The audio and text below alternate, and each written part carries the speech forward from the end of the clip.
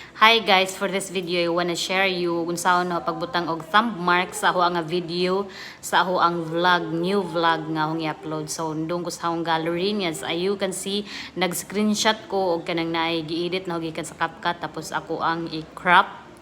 And then ako na siyang i-save guys. So ingana ra siya simple as you guys, charot, simple ka guys. So ato na ipindot ng kanang murag na gallery niya pagkahuman na to ang ibutangan na ni.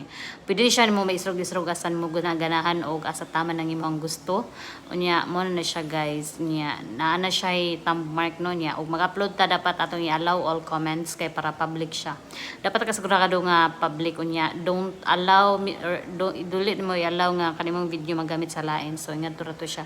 Nya ako pumbutangan og location kay para pod mahibaon sa mga audience og asa dapita na nga location. So moro to guys, ang importante is napakita ho ang thumb mark nga